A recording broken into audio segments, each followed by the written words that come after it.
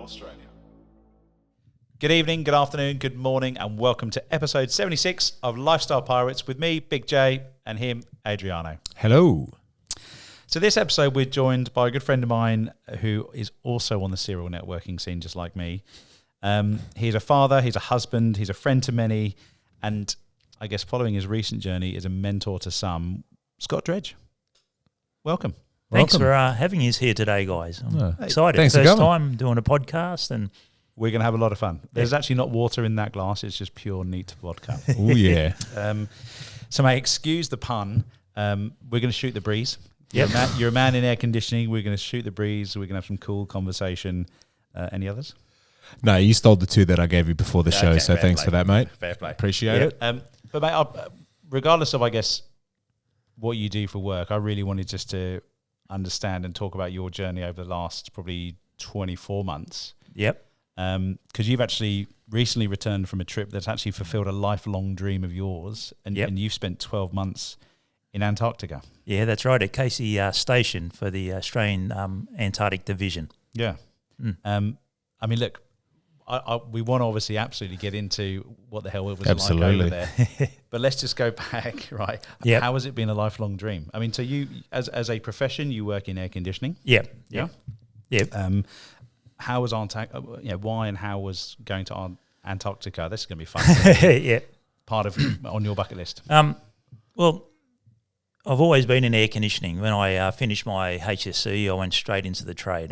My brother actually got me a job. I was doing electrical engineering at school, electrical course.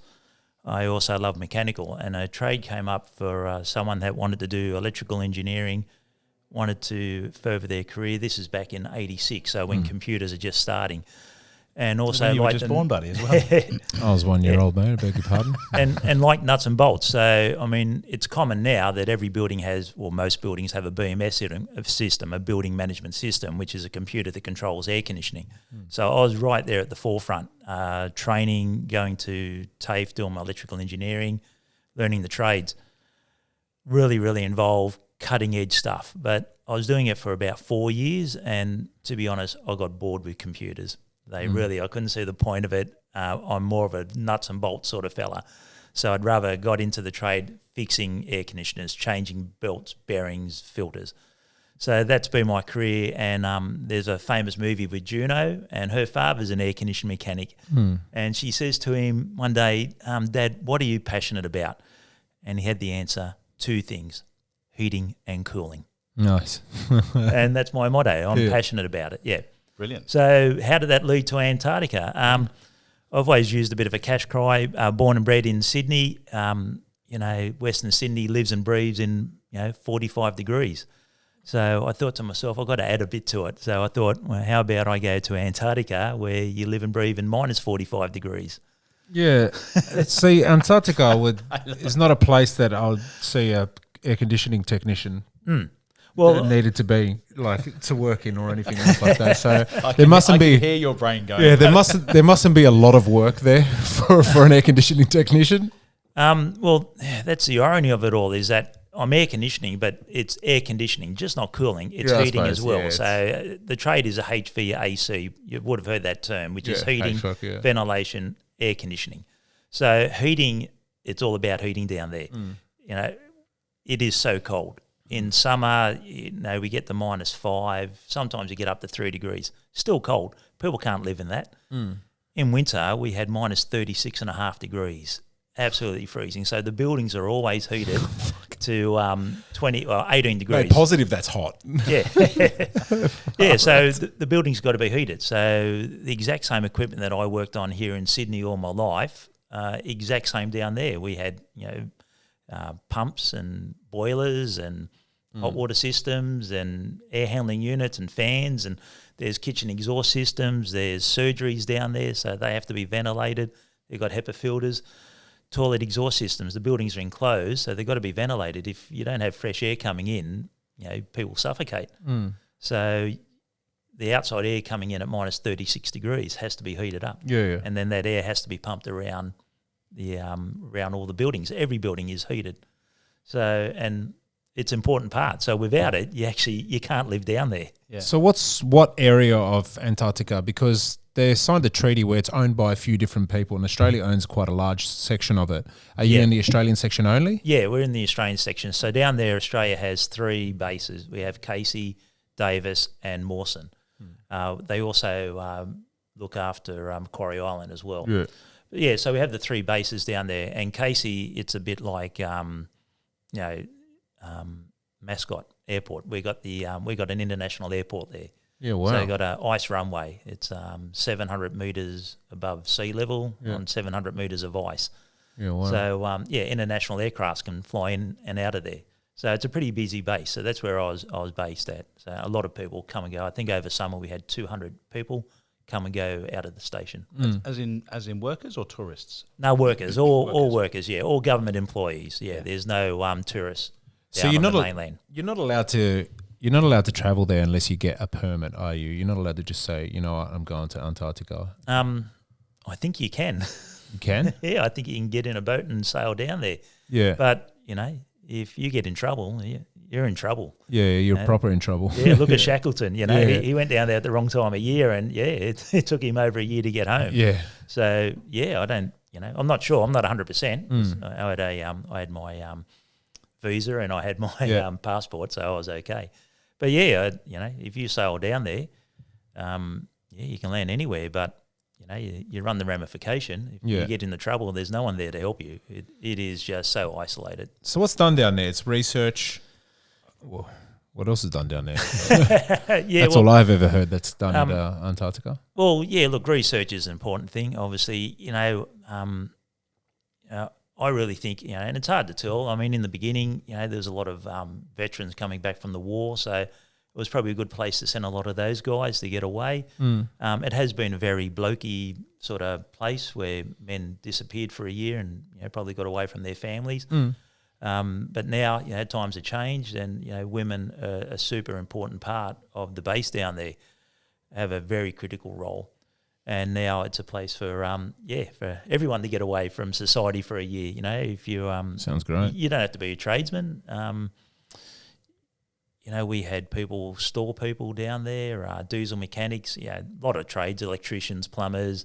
But we had the bomb operators. They just done a training course, applied with the bomb, got a training course, and came down and released 2 balloons every day to measure the atmospheric temperatures and pressures. Yeah. So, because I remember talking to you, I think when you had applied. Yeah.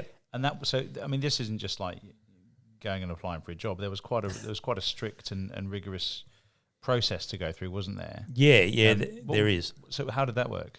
Well, you apply the job. I saw it on Facebook. Everyone said, "How did you see the job?" It was Facebook. I just saw it there and said, "Apply for a job in Antarctica." So I'm air conditioning, but also refrigeration. So I actually looked through the ad, and there was I saw the job for a refrigeration mechanic. But then I scrolled down a little bit further and actually had a HVAC balancing and commissioning technician, which paid a little bit more. Yeah. So I thought, that's more my business. Yeah.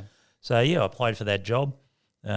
2 weeks later, I got an email saying, yes, we're interested in you. We'll contact you. And then 2 weeks later, you get an email saying, in 2 weeks, you've got to go do a online interview.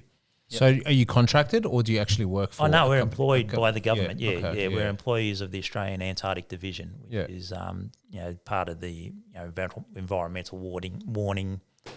Water environment department. So set the scene for me, because for me it seems like it's a place on Earth that is quite remote, right? It's a place on Earth that almost resembles an alien planet, right? Yep. It's so far away from everything. So my thought that I have in my head is like it looks like a base on a different planet, right? Yep. Paint the scene for me. So there's big huts, big houses, big establishments or something like that. There's cars that get around. There's a big airport. There's a mess hall. There's school. Like what's there? You go there. What's there? You said you're heating up the buildings and there's buildings. Yep. So all right, we've confirmed that there's buildings. What else is there? Yeah. Well, it's a town. It's a remote town. I mean, if you ever see the ice shows, Living in the Ice from Alaska, very similar to that. It's a town. It sort of focuses around our generation plant. So we've got It's called our main powerhouse. 4 generators in there, diesel generators. It's all about diesel. It's 1 million litres of diesel get burnt down there every year to keep it running. It's a lot of diesel. It's a lot of diesel. Yeah.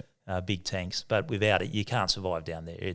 There's no way in Really? the world you can survive. And, we're actually more remote than people that are living in the International Space Station. Yeah. They can get in their escape pod and get back to Earth Pretty quickly. within a day. Yeah, middle of winter. That's crazy just to think of that. So it really is another planet. Yeah, it is. Yeah. In winter you can't get away. So so it all sort of focuses around the generators. So they produce all our electricity, of course. It also produces our hot water. So the byproduct of cooling down the generators creates our hot water, which we then pump around all our buildings. So we've got a generator, we've got a backup emergency powerhouse. The science building, so we've got a building, it's got all the science equipment in there. We've got our operations building with all our radios and communication systems. It's where the station leader sort of stays. The bombs there, Bureau of Meteorology. Yeah. So they do all their weather reports. Across from that, we have a balloon building. Yeah. It's a big blue building where they blow up the balloons for the to release into the atmosphere. Yeah. We've got our accommodation block, which is called the Red Shed. It's got everything in it. It's got our bedrooms, toilets, bathrooms. And is it? I mean, are you sleeping sleeping kind of separate rooms? Is it like an old hostel as a kid? Or? I was going down there expecting a bit of a slum. To be honest, I'm thinking, a bunch of blokes been down here. It's going to be pretty. Nah, guys. I think if we had a swimming pool, I'd say we'd have a 4-star resort down there. Yeah. There's a surgery in the Red Shed. There's kitchens. There's mess. There's a bar. Yeah, that was the thing. Yeah. I wanted to know, is there a pub? Yeah. No, we have a bar. So you bring your own alcohol. It's quite restricted to what you're allowed to drink, which is 10 standard drinks a week. Oh, fuck, I thought you were going to say a day. I was like, mate, I could do that. That's ample. You are an overachiever. That's ample. I'm like, a week, that's pretty shit. Yeah, so I suppose if you only drink 1 day a week, that's quite a lot of drinks. Yeah, well, again, you're not supposed to drink more than your 3 standard drinks a day or whatever the government. Yeah, it is a government. It's 24/7. Yeah, you're on it's government probably like property. a mine site where they test you as well before you go to work. They should be testing politicians, not miners. Yeah. So we've got everything there that you need to survive. We've got workshops. We've got storage buildings like we have a storeroom called Woolies where we have. No way, really. Yeah, it's called Woolies. So we've got soap and toiletries. Shampoo, whatever you need. So our towels in there. We got a laundry, so you got to obviously do all your washing. So how did you? So everything you need is there to survive for 12 months, if not longer. Yeah. In a pinch. Yeah. So how? I want to go back to the interview process here a little bit. What was that? What was that like? Because obviously going for an interview anyway, right? Oh, okay. You might have a changing commute where you're like your CBD to North Sydney. Yeah. Oh, that's something you got to think about.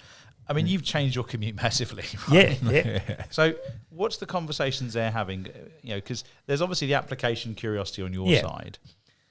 I want to know kind of why you wanted to apply for it as well. I mean, was it just to unplug, digital detox? As I said, your husband, your father, you've obviously got to take those things into consideration too. So what was your driving force behind the application? Born and bred in Sydney. I've worked all my life in Sydney. I've worked on all the buildings in Sydney.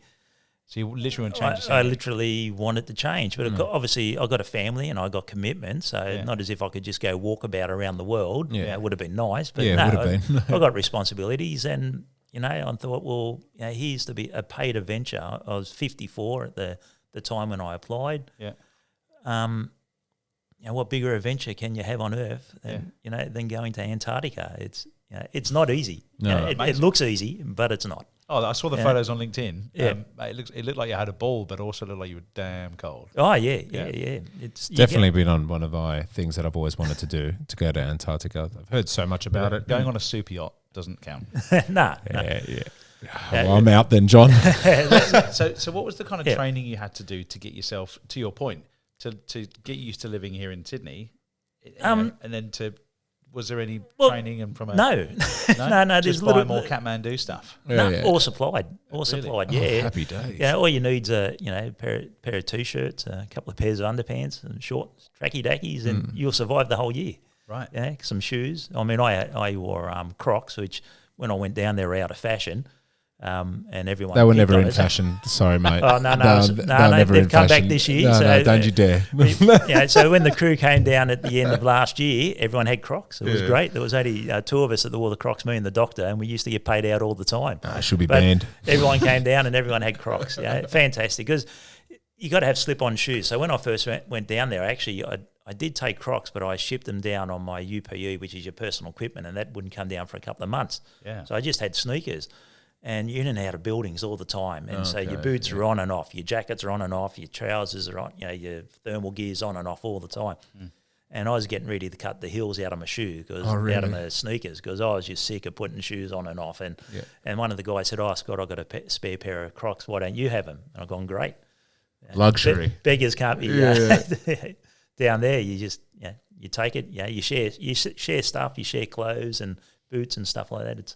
So what's your day to day? Right, is it 5 days, 7 days a week? Like you're working, like how many days are you working? And what's your downtime? Same as working in Sydney without the traffic. I work my 8 hour days, so I'd wake up at about 5 to 7. I'd go to the toilet, have a bit of a shower, and have a cup of tea, a bit of breakfast, and about 7:30 we started. So about 5 minutes to 7, I went to my job. So 5 minute walk to whichever building I was working in for the day, and 5 minute walk sounds pretty long in that weather. Well, it is. Yeah. Well, it's funny. Everyone thinks it's really extreme and blowing windy. It's windy all the time and blizzards. It's not actually. No. Some bases are. Mawson apparently has a lot of wind. Blows most mornings to about 11 o'clock, and then stop. Yeah, the wind's the worst part. Yeah. But Casey is actually quite benign. Yeah. Sun's out. Sun's out. Yeah. I mean, summer 24 hours. It's just it's great. Winter, you'd have 2-3 days of sunshine. It'd start to get a little bit cloudy over the next 2-3 weeks, start to get a little bit cold. Then the blizzards would rip in. And don't get me wrong, they are bad. When a blizzard comes in. Yeah, the word sounds horrible. Yeah, it is horrible. I mean, we had one day, we had 4 days of blizzards where it was above, and a blizzard's sort of about 60 knots, about 120 kilometres. So anything under that, we'd still go to work. We'd still go to work. But it's when the visibility dropped, and if we got to above, like 160 odd kilometres, it's pretty hard to stand up. Yeah. So, but we see where you're going, and you get total whiteouts. It's unbelievable so you can't see your hand in front of your face. Wow. Literally everything disappears. You don't know which way is up, backwards, forwards, and you can't see. And blizz builds up, blizz tails. You get little humps from snow, and you're walking along, and you just fall over. And you go, you got to get up again. We had one blizzard. We had 10 hours of over 210 kilometres per hour winds. For 10 hours, did not let up. What happens to the buildings? Like, they shake, rattle and roll. Yeah, they rattle, they shake. Because that's roll. massive winds. Like, I can't. It's like the infrastructure that's there. Like, did I have ramps going up to the side of the building so the air goes over? Like, that's a massive. Just square blocks. To have a flat wall, that's crazy amount of. Blizz tails that would go up 2-3 containers high. It's unreal. Blow for 4 days, and then you sort of, when it all goes, when you're growing up and you're watching cartoons and you open the door and there's that white wall. Yeah, well, that's real. That is real. You open up the door. You put your beers. Yeah. Close the door. You do that. You just go get a bucket, put some snow in it. So I mean, it was pretty tough. You then had to shovel it out of the way. The guys might get upset. I often got up early. I'd have a look at it and go, nah, I'll wait for the younger guys to come out. Let the 20-year-olds come. Nice one. Yeah. And you've got to shovel it in. Yeah. So that you get a hole. So then you climb out of the hole, and then you've got to shovel, more snow out, and then you've got to shovel out what you shoveled into the building. So it's quite an ordeal. So I'd let the young guys do that. So 4 days. Blow for a little while, sometimes a day, 2 days, 3 days, 4 days, about once or twice a month. The rest of the time, quite benign, just really nice, no winds. There's no thermal mass in the air. It's just cold. Yeah. So we get our winds on the coast because of the warm land and the seas, and it heats up and air transfers. Down there, it's just cold. So the wind actually comes from gravity more so than anything else, because Antarctica is actually 4,000 metres high. It's the highest average continent on Earth, all ice, but 4 kilometres. So when the air does settle at the South Pole and on the high points, rolls via gravity down the landscape because there's nothing to stop it. There's nothing there. There's no inland. There's no trees, no rocks. It is just ice, and nothing stops the wind. And the wind just starts rolling via gravity and just builds up momentum and speed and keeps on coming, and then just hits the coast and just blows like crazy. So that's like permafrost. Is there ground underneath it? Yeah, 4 kilometres down. Yeah. They say we don't know. Yeah. So no one's ever actually gone to where that is. Oh, we go there all the time. We're actually there at the moment, and well, not at the moment in summer, and we're trying to do the million-year core hole. So it's one of the big things we've got going down there because obviously they want to find ice that's over 1 million years old to see what the carbon levels are in it, and they can do the research over the years. Crazy, absolutely crazy. A lot of stuff on YouTube. Have a look at it. It is just there's a bit too much on YouTube about Antarctica. Don't believe that other stuff. We didn't see anything. Anyway, No, there was no hole to the center of the Earth. No hole to the center of the Earth. No secret UFO base. Not what I saw. Not where we were. No. Well, then it's half my questions. Yeah, well, not that what I can say, gentlemen. Yeah, oh, there we go. There we go. He signed an NDA. Lovely. Yeah. And so, like, what was day one like? You know, because it's a totally different thing that you're used to. Oh, yeah, yeah. And did the novelty wear off? I mean, again, mentally being away from your friends and family, I mean, does that kind of adventurous side just go, you know, a few months in? Like, how did that kind of play out? Yeah, I went down there on the C-17, you know, the big Loadmaster from the RAF. Had a lot of problems, a lot of snow the previous year, 2022. So they had a lot of trouble clearing the runway. So it was a shortened runway. So they had to send in the military. So, you know, we pull up on the ice, got all our gear on, goggles, you know, all our survival gear, our survival pack. The ramp drops down on the back of the C-17. It was like a James Bond moment. You're like, oh, shit. Oh, wow. You know, and as I'm walking down the back ramp, you know, you see Antarctica, and it is just white. Yeah. You know, there's nothing there. You got no depth perception. It just you can't. And as I'm walking down the ramp, I'm thinking to myself, "Don't slip on the ice. Don't slip on the ice." You know, there was 30 people on the aeroplane, and all the crews that have been down there. The last thing you wanted to do was slip over on the ice. You know? So that was my initial thoughts. But when you step out on it, you had to get away from the aeroplane, and then you suddenly look around. It's just vast. Yeah. And people actually had the opposite effect of claustrophobia, fear of open places, and guys have had to be sedated and put straight back on the aeroplane and sent home because they could not handle the vastness of it. You just can't describe. There is nothing, and there's no hills, and it's all downhill. It all slopes. Remember I said to you, it's high. It all slopes away to the ocean. So you can be 40, 50 kilometres from the ocean. You're 700 metres high, so you can travel like the Katoomba and still see icebergs out to sea. It's a really strange that's sensation. Such a weird sensation. Yeah. Yeah. So do you get bored? No. I mean, you know, it's a remarkable place. You know, the icebergs, glaciers, they're all there. Night sky. What about night sky? Night sky. Oh, yeah. Do you get sick of auroras? Yeah. To see an aurora in the middle of winter, it's minus 20 degrees. It's got to be crystal clear night. It is freezing. And people say there's auroras, and the first couple of times. I've got a good imagination. Yeah, I've seen them. Yeah. But what about stars? Like, stars are all there. You see nothing these days. Unfortunately, really annoying. Casey Station is lit up like a Christmas tree. It is? So you imagine people are working all the time. You know, we've got guys walking out in and out. So we've got to have lights on it there all the time. So in the middle of winter, it gets really dark, of course. We're north of the Antarctic Circle, so we don't get a true 24-hour darkness, but we have a couple of hours of twilight, around lunchtime when the sun comes up, and just literally you see it an inch above the horizon. So it is dark for most of the time. So you've got to have lights.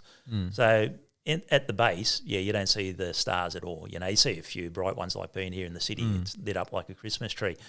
But, you know, you go a couple hundred metres away from the base and you go out on the ice, or, we've got survival huts, around about 5 survival huts. Okay. You can requisition them for a weekend and go stay there. You want to know what you do, you can go do a trip out. You just register that you want one of the Haglins, and you get a crew together, you get all your survival gear, and you head off to a hut for the weekend. Couple of huskies? No, they're all our mammals like that are all been banned from down there. Okay. Yeah, because of Is the that treaty. only in the Australian ones? No, it's all bases because of the treaty, the Antarctic treaty. Yeah. So all mammals in that band.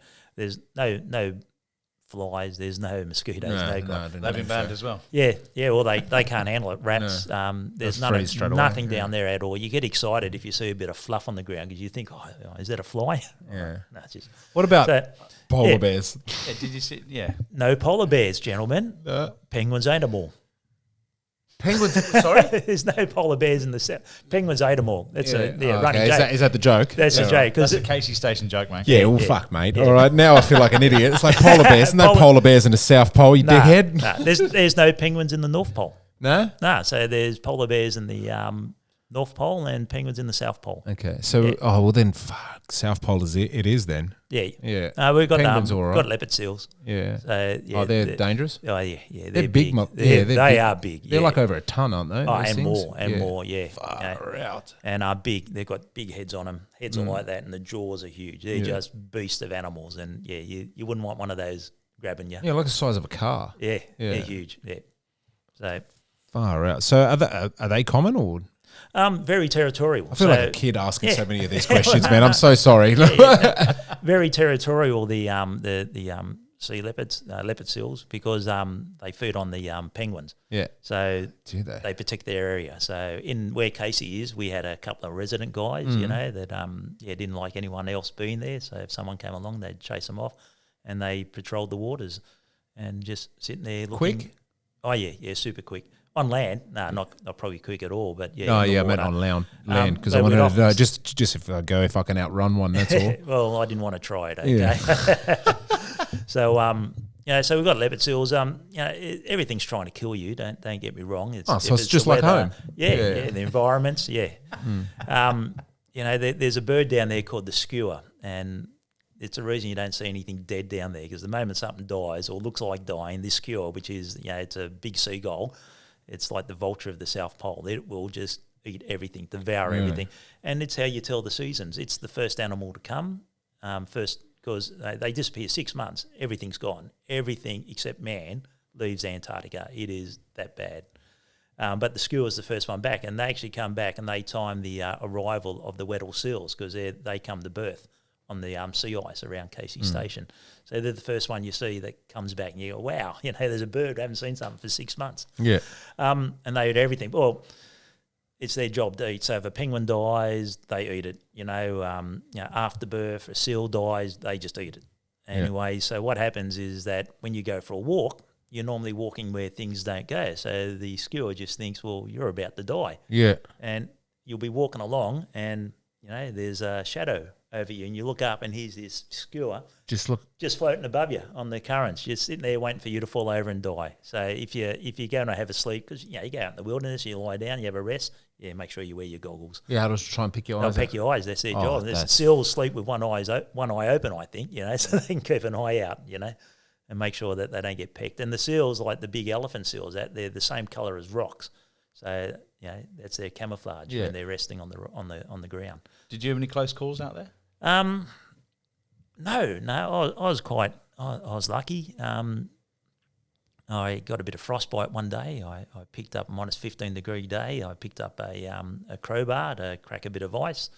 30 seconds of holding the crowbar. My fingers started to go numb. Got frostbite on my fingers. It was pretty ordinary. Far out. Yeah, and I thought to myself, if you had a crowbar that was outside in 45 degrees, you wouldn't go pick it up without gloves. Yeah, that's fair. Yeah, it was the exact same thing. Yeah. So I was lucky. No, I got through fairly unscathed. Fell over a lot, don't get me wrong. Everything's ice. It's either rocks. You're walking on rocks in summer, or you're walking on ice in winter. So, but you get issued with spikes, so I always wore micro spikes. One of the things I had a bit of a mentor, a mate that I made mates with. He's been down there 6 times, and he says, Scott, do this. It doesn't tell you in the instruction books, but do this, do that. And I sort of used him as my barometer. So if he put spikes on his shoes, I'd put spikes on my shoe. And if he had 2 jackets on, I'd have 2 jackets on. If he had face mask on, I'd put one on. So what I done, he said, take down extra boots, steel caps. You get issued with a pair of steel caps and snow boots and chains, but there's 11 buildings at Casey. So when you're walking in and out, you wear your chains. I wore my chains all the time when I was out on the ice.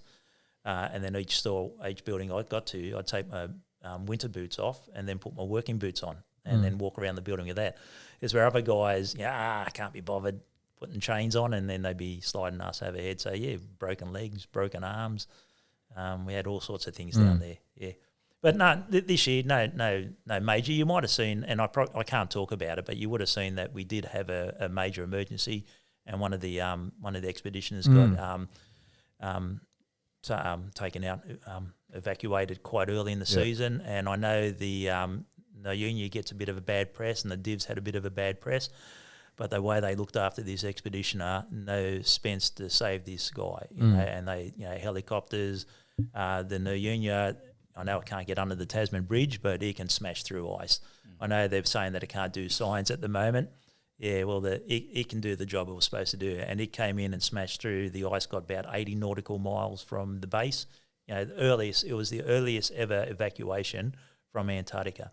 They'd done such a good job. And then the helicopters flew out to the base, bit of excitement. You hadn't seen anything. And 2 helicopters came out, and they put him onto the helicopter and got him back. And, within 10 days, he was back safely, in Australia.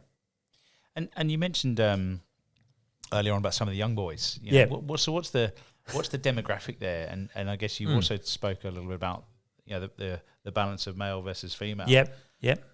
I think everybody's probably seen an increase in young women and females on work sites and things. Yep. And that's, from what I understand, from a kind of cultural point of view, as well as obviously kind of job progression and things.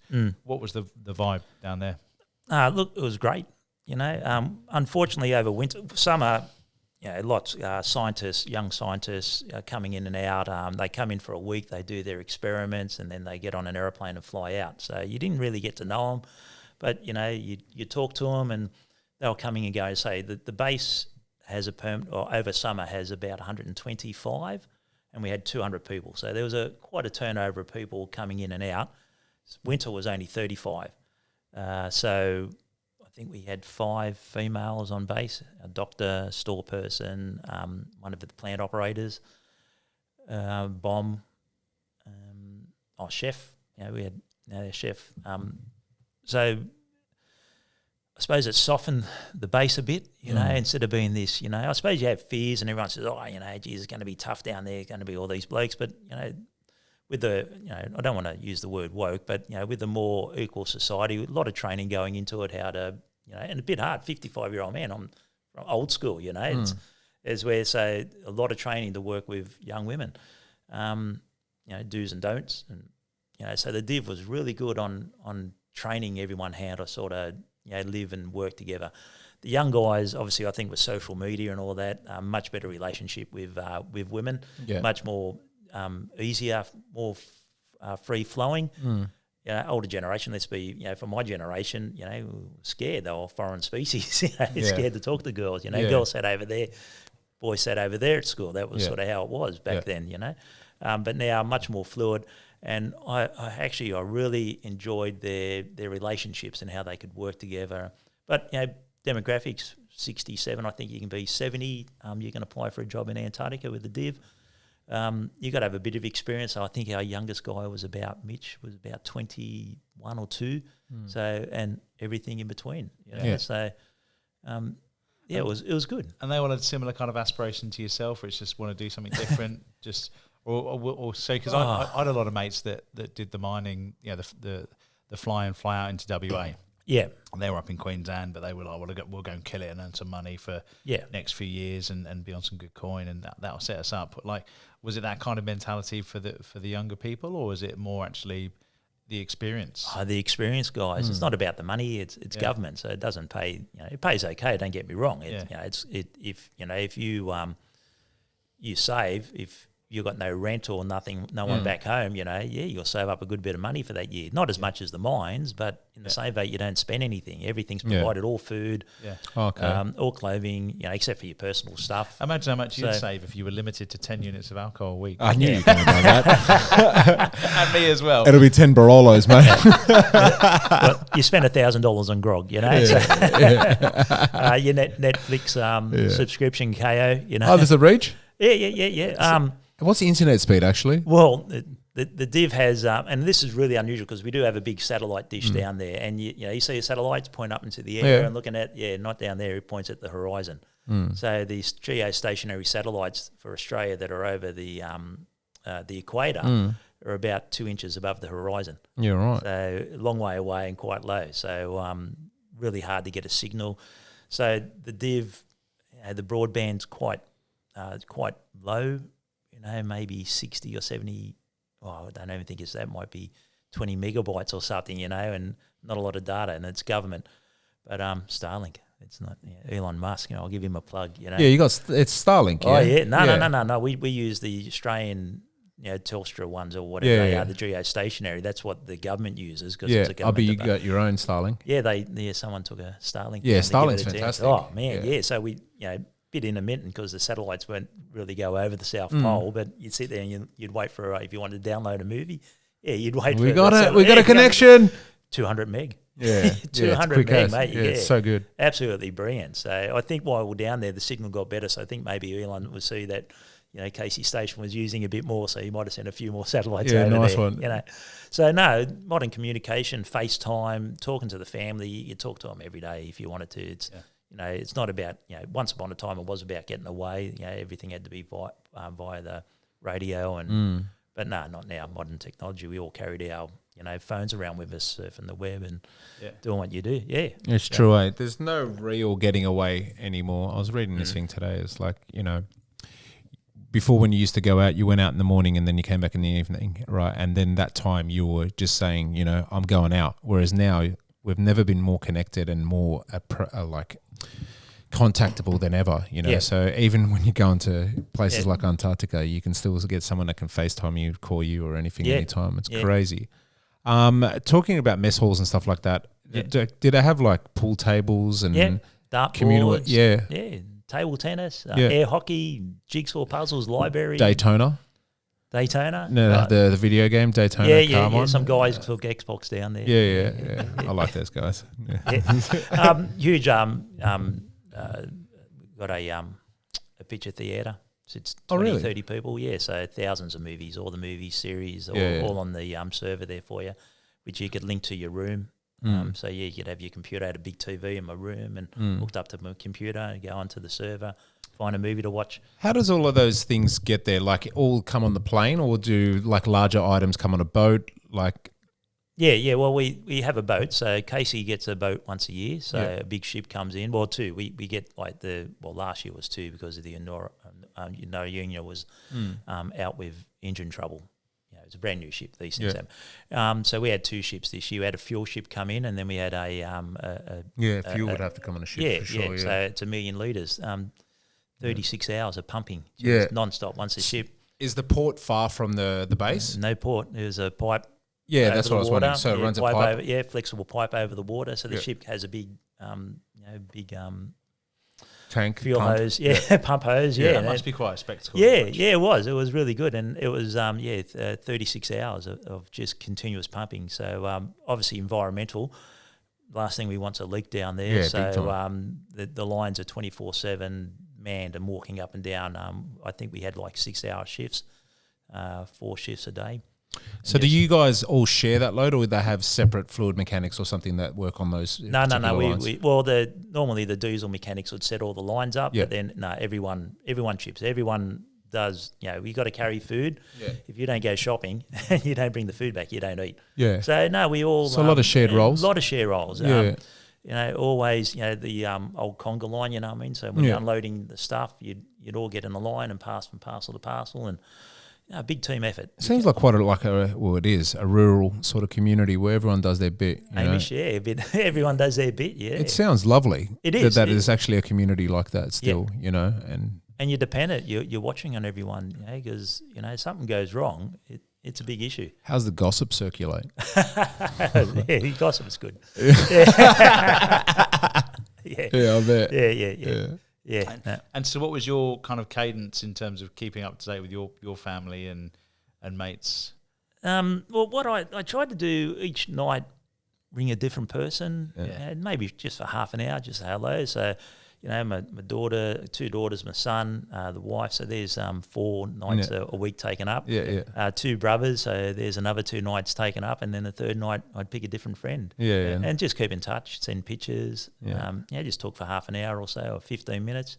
It's not like it's you're a long way away, but it's easy communication, text message. The family's got Messenger family, so it's up to speed on everything. What's the time zone difference? Perth time. So, okay. So 3 hours different to Sydney. Sydney. So makes no difference in summer or winter because it's 24 hours darkness or 24 hours sunlight. Yeah. Does the intensity of the sun change in the summer? Oh sunburn's horrific. You think we're south, there's a hole in the ozone permanently. It's just how big it is. It changes in size. There's always a hole there. So the sun's right on top of you, and you'll get burnt. And so you can get to Antarctica and get a nice tan. Oh yeah. In summer, it's funny. -5. If the sun's out and no wind, you can walk around in shorts and t-shirts. So we're playing cricket on Christmas Day. Yeah, it's mad. Christmas Day. No. Well, it's because it's all melted. So sorry. There's still a lot of ice, don't get me wrong. You go 100 metres from base, 200 metres inland, it's all ice. But on the coast, around where the water and it heats up, it melts. And then we got rocks. It's all rocks. It's just rocks. No roads, it's all rocks. And so playing cricket on the rocks and, Seems dangerous. Yeah, it is. But, the young guys are out there and it's -5 and they've got their shorts on and they're running around. And your beer stays chilled. Beer stays chilled. It don't get hot, You've got to keep your beers in your pocket to keep it warm, because otherwise it freezes. Sunburn, bad problem. So, if you go out and you don't have sunscreen on and don't have yourself covered up, you'll get burned in half an hour. And there was guys that, they were red raw. Yeah. So is there any sort of space for motor mechanics on this? Diesel mechanics, car mechanics, number one. Mate, there's no horses down there though, buddy. There's no horses or bulls down there. No. Oh, we can bring some of them. No. So John Deere. Diesel mechanics are they're number one. So they've got our generators, and if the generators stop, we're in all sorts of trouble. We have backup. There's backup and all that, but it's pretty important. Number 2 is obviously electricians, and as I'd say to those guys, they're only there to support me doing the real job. Yeah, because otherwise, without fans and pumps and hot water, the electricians they're just 3 slots on a wall, isn't it? So, so this is did you hear this, John? This is a society where the mechanic is number 1. Mate, I've got to go there. What am I doing here? You'd be like King Julian. Tough job, but I was air conditioning, so I'm inside all the time. So the only time I went outside was to walk between the buildings.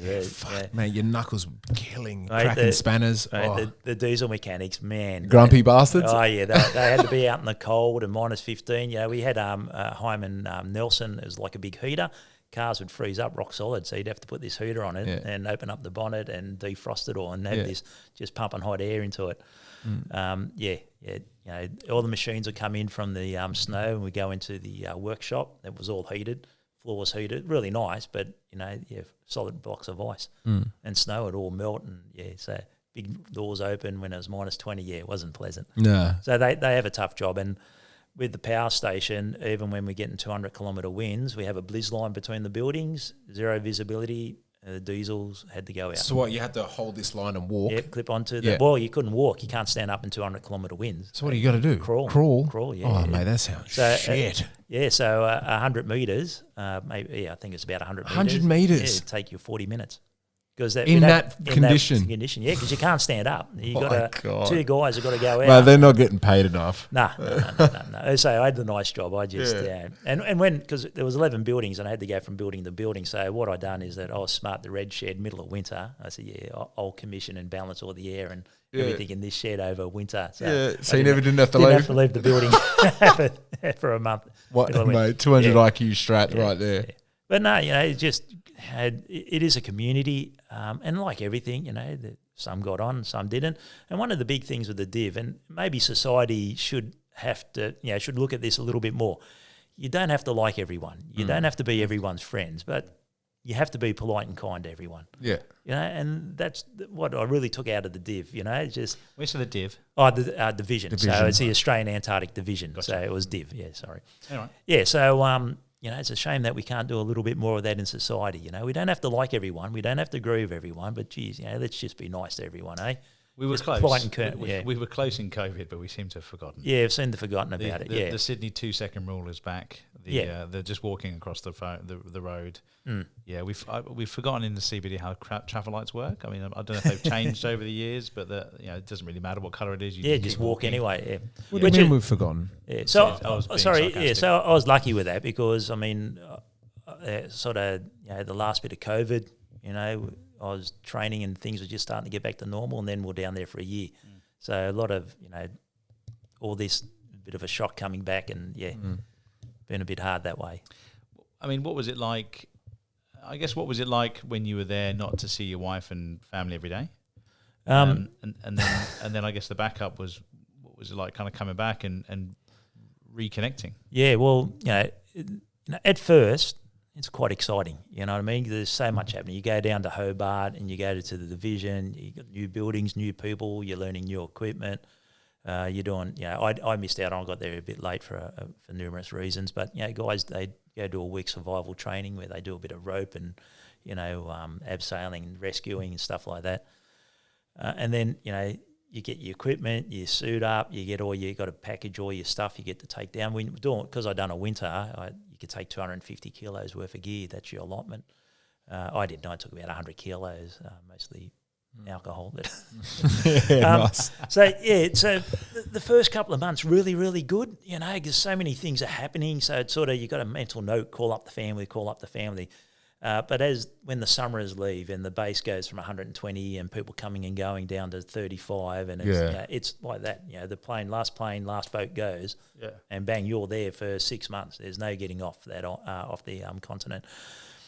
Reality then starts to creep in because friends that you made over summer have gone. Summer people have a bit of a different attitude, so they're gone. And then suddenly you're left with 35 guys out of 125 guys that you've got to sort of form new relationships with. Yeah, that's crazy. Yeah, and then you start thinking about family. I was lucky, unlucky, but I had a grandson born while I was away, so I never got to see him until he was 1.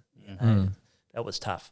Yeah. But FaceTime, I could see him grow up. I could talk to him. I mean, the wife and I, we only sat on opposite ends of the lounge anyway, grunting at each other. So we can do that FaceTiming. Yeah. And you form new friends, and they become your family. There's no two ways about it. When you're so close, I could be sitting down in what we called the Wallow was our lounge room. Had an upper and lower one. I was too lazy to go upstairs, so I stayed downstairs near the kitchen, near the mess, so I can get cups of tea. And you could hear someone walking behind you, and you knew who it was. You knew who it was for the walk, just from their walk. The base is about 700 metres long from one end to the other. You see a couple of people up there. You knew exactly who they were because you knew everyone. Yeah. There's 35 people, so just from their beanie or how they walked or how they waved their hands, you knew who it was. Because you obviously got mannerisms are easy to pick up on. Yeah, and you knew who they were, even if you couldn't see their face. You knew exactly who they were. You form this different bond and they do become your family. I have that saying actually as an expat. I have a saying that friends become your family. Yeah, and that's what you do, and that's how it works. So people form intimate relationships down there. So it's you get taught. It's all normal. Yeah. Is there a chapel where people can get married? Well, the station leader, I think, has all the powers of a captain of a ship. So if you want to get married, I don't know if it's legal back in Australia, but if you wanted to get married, you can get married. You put a wedding on. How do you ship your cups and photos and magnets back? So no, you can do everything that we do here, we've done down there. Dinner was always a big thing. So what was the cuisine actually like if you're shipping? Everyone says, it must have been horrible. No, can't have biscuits all the time. Yeah, no, they used to eat penguins, and they reckon, it tastes like tuna or something, or horrible. It's tuna birds. Yeah. So no. Everyone said, what did you miss most down there from food wise? And obviously it was fresh food because after about 6 months, it was only everything was frozen. So frozen peas, beans, corns, broccoli, carrots, everything frozen. So strawberries, birds are. Birds are a big sponsor. Quails, we had, but at the division, plenty of food, good quality food. Nothing you can ask for except for a lobster. They did, we had prawns, oysters, but they had no lobsters. They used to, but not anymore. Oh, Yeah. how dare they? Yeah. It's a staple. And we had Chef Claire, and we had two chefs over winter. We had Rocket. He looked after the airport. So when the airport shuts down over winter, the crew comes and stays at the at Casey, and then they shoot off about mid-August to go back preparing the runway. So we had two chefs over winter, trying to outdo each other. I don't think Chef Claire made the same meal twice. Yeah. Just every night, put a spectacular effort in. So, the army runs on the stomach, doesn't it? So we're all the same. Absolutely. You go in there at dinner, you're thinking, oh, what's Claire made today? Or what's Rocket made? Pizza. We'd have pizza nights. That sounds really cool. Ramen nights. Yeah, you name it. Taco nights. I thought we'd have a lot of spaghetti, but the chefs. I think we had spaghetti once. So it was. I wouldn't stand for that. Yeah, I need more spaghetti, more spaghetti nights. Yeah, plenty of food, 2-minute noodles, snacks, nuts. So what did you tuck into? So when you got back, so how was it like? What was when you got back? What did you tuck into? Strawberries. Really? Strawberries and blueberries, because we hadn't had any fresh fruit at all, and I went back in and went to the shop, and the cheap summer punnets. Oh, just ate big punnets and just gorged myself on blueberries and raspberries and strawberries. Then after that, it was to the pub and a beautiful Caesar salad, fresh lettuce and and then and 11 beers and a pint, 11 beers. That was the exact order. A cappuccino as well, fresh, because powdered milk. Everything was powdered milk. So not that I had a lot. I don't drink a lot of milk. I'm actually I practice keto. I actually lost. We didn't talk about it, but Jonathan wouldn't know that I lost 30 kilos leading up to going down there, and sort of ready to die, I think. And I'm thinking, man, I'm overweight and I'm obese and I'm hating this. And then just one day I decided that's it. I'm going to lose weight. Got onto the healthy keto diet. Dropped 30 kilos, and then in a year, losing half a kilo a week, I thought, wow, I saw the job for Antarctica. I was running 10 kilometres, riding 34 Ks. I was pretty fit. You're in thought, it. Yeah. Wow.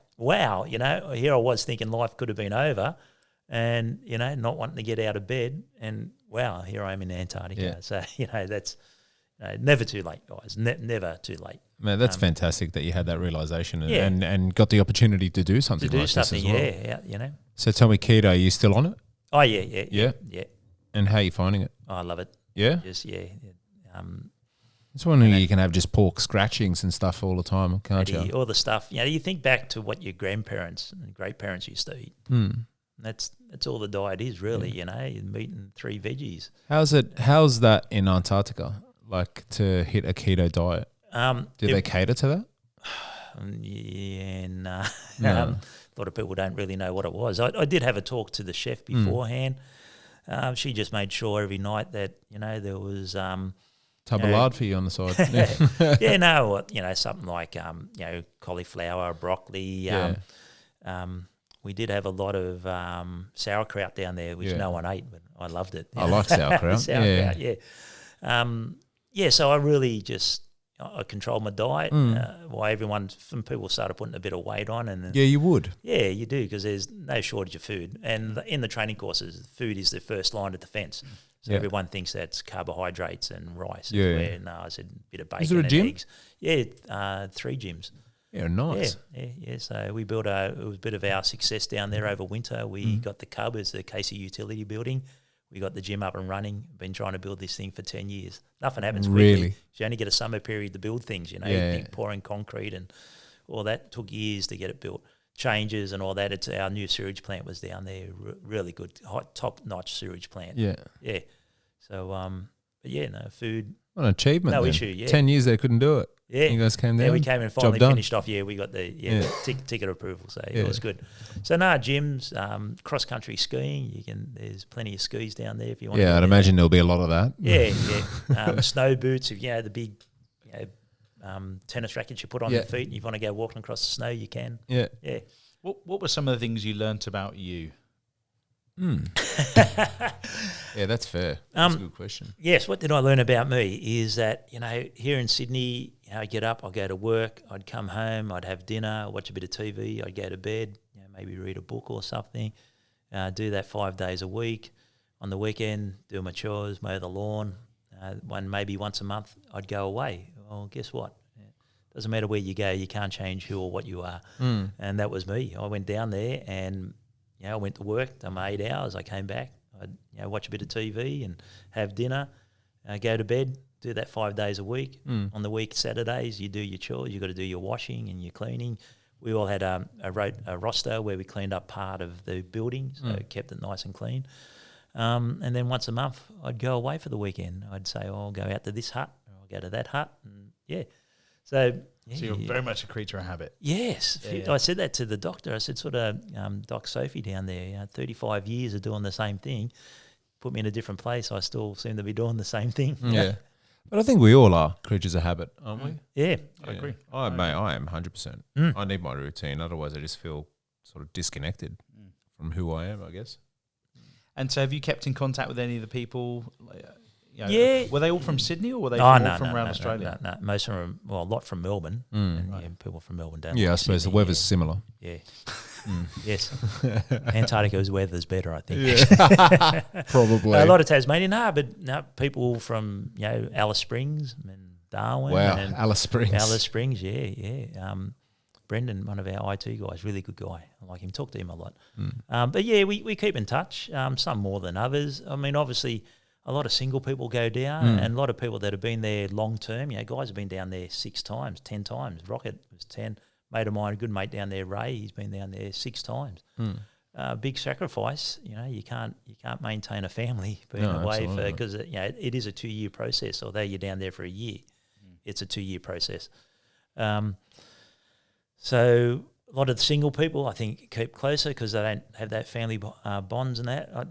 We sort of did mention it earlier, is that, I came back to Sydney and I've got a family and I had to get back into the routine and it's like being away for a year. It's, suddenly I'm there one day, then I'm not. Yeah, things change in a year. Family gets normal routine. After 6 months, they get used to you not being there.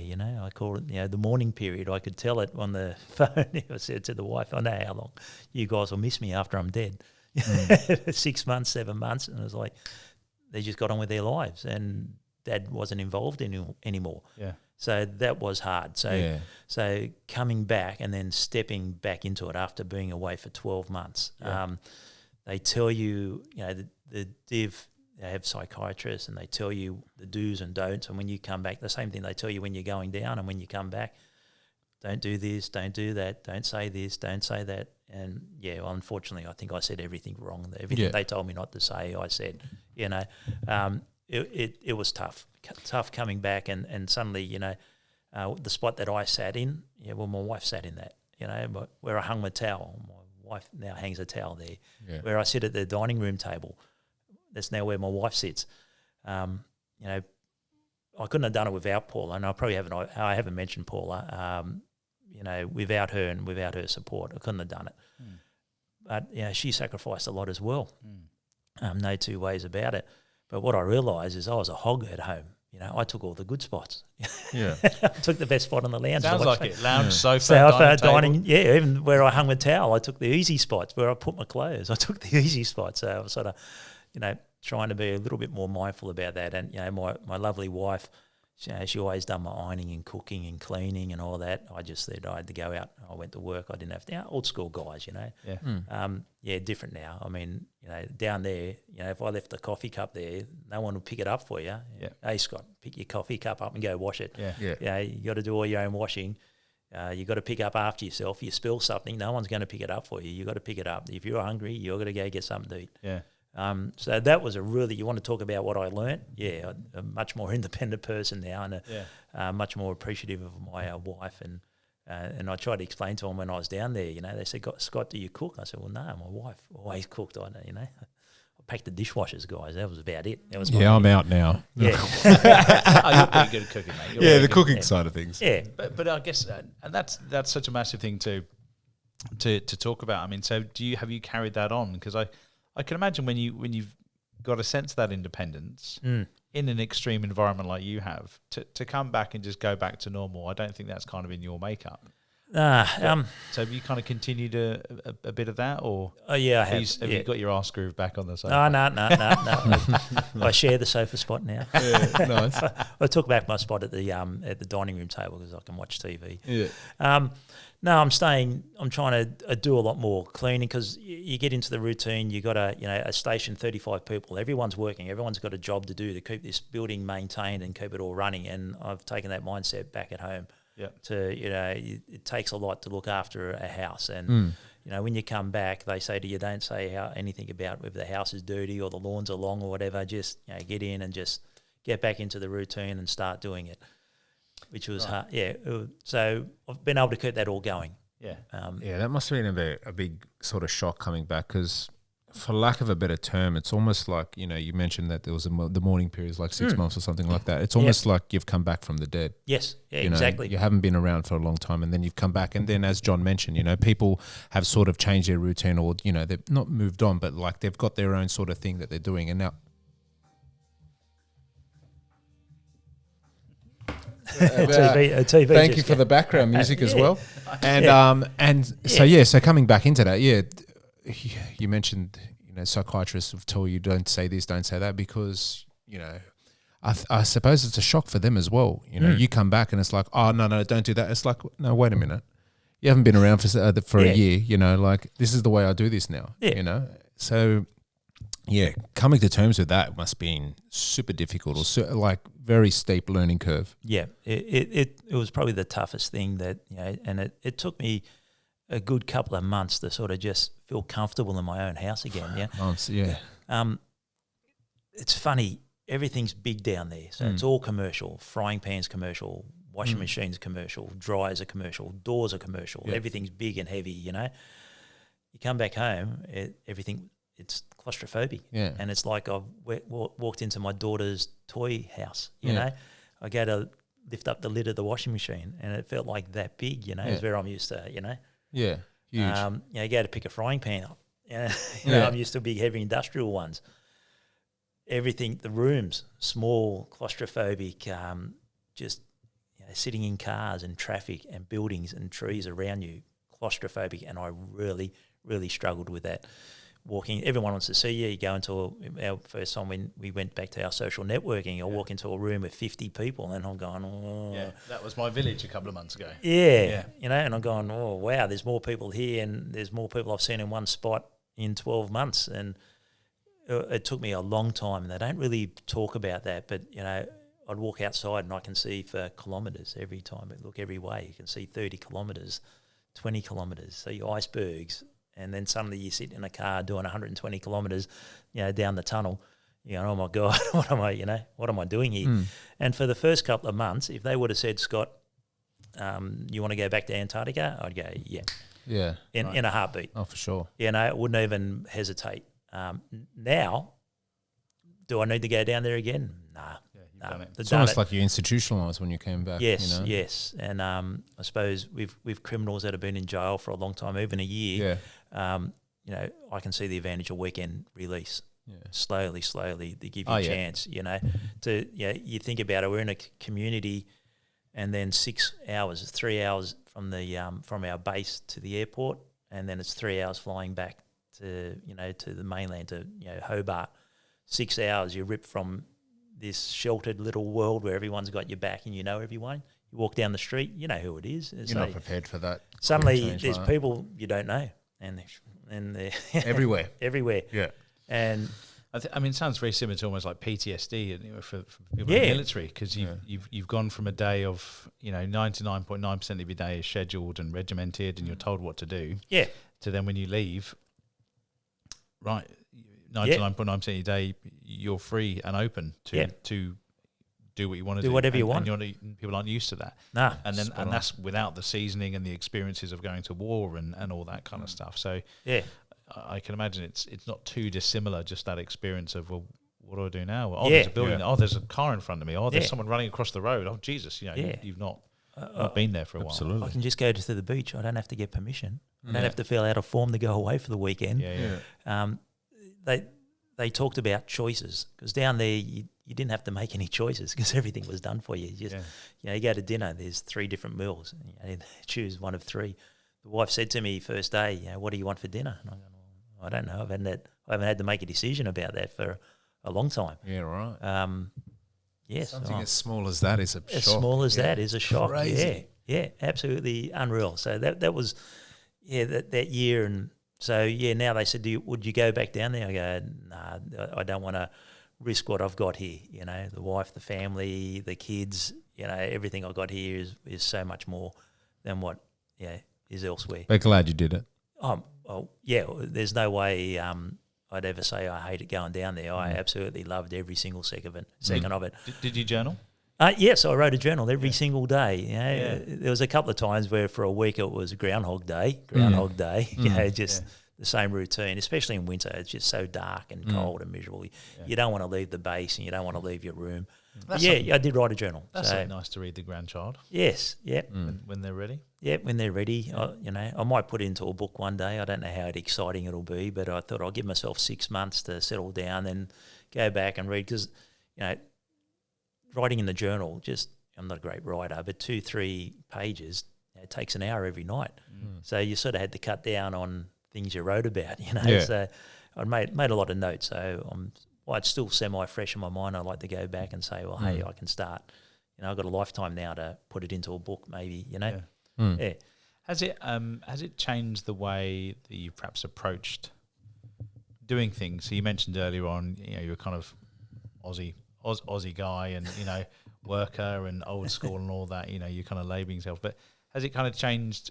I can do anything I want to do.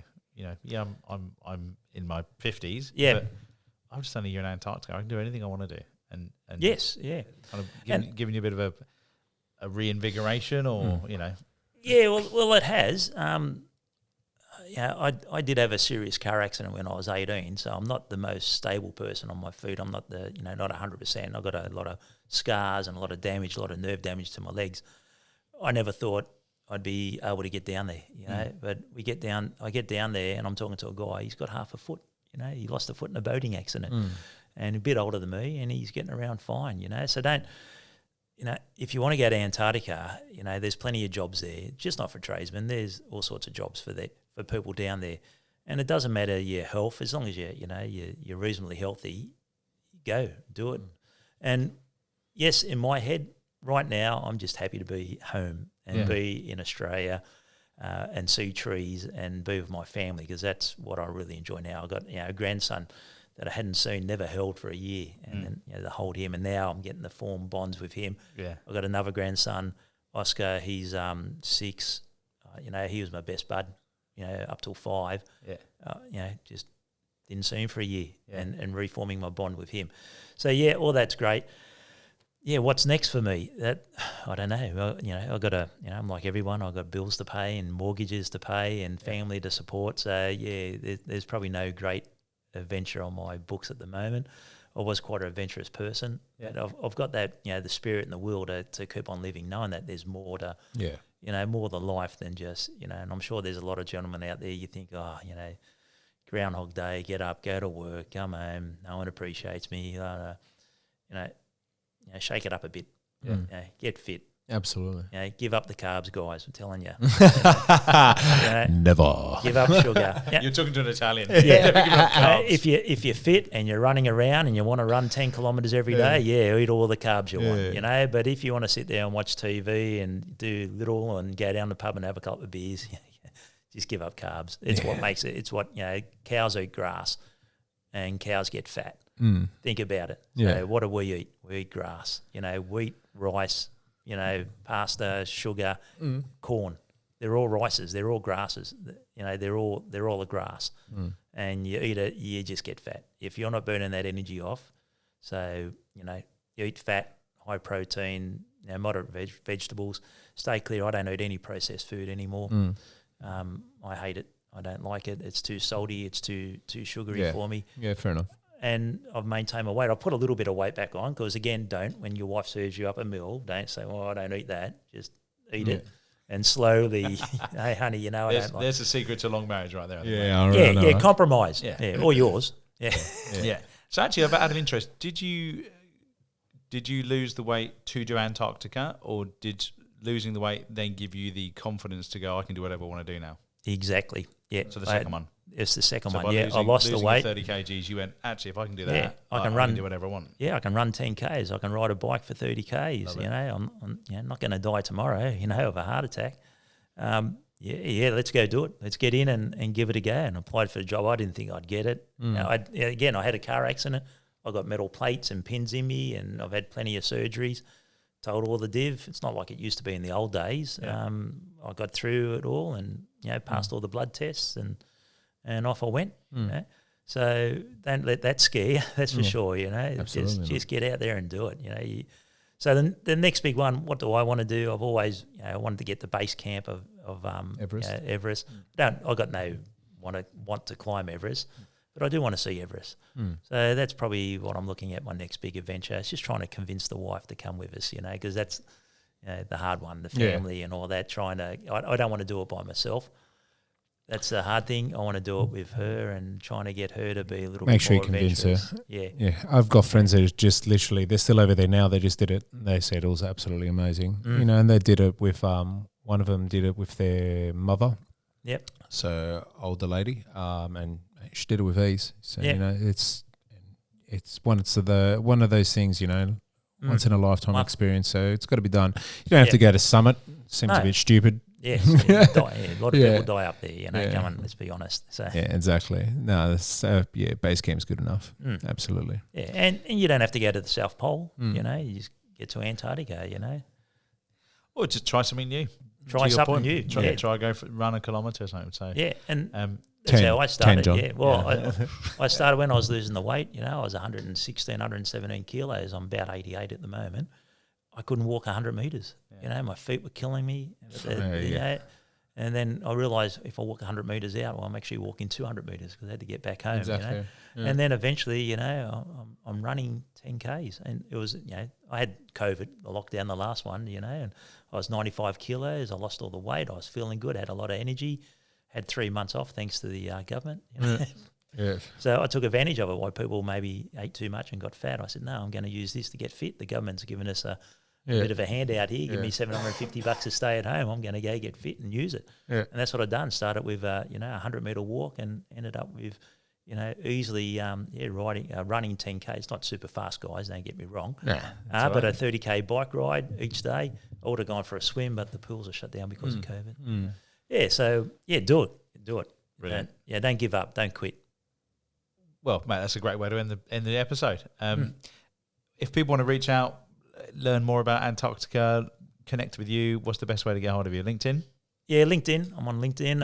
Until you write your book, of course. Until I write the book, yes. Or Facebook. I'm on that. I'm happy to reach out. Happy to share the stories.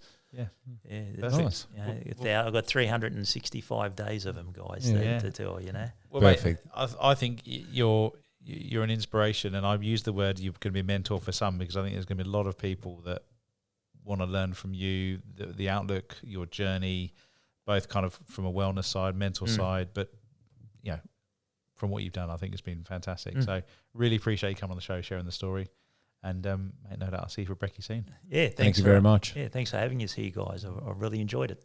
Cheers. So did we. Thanks.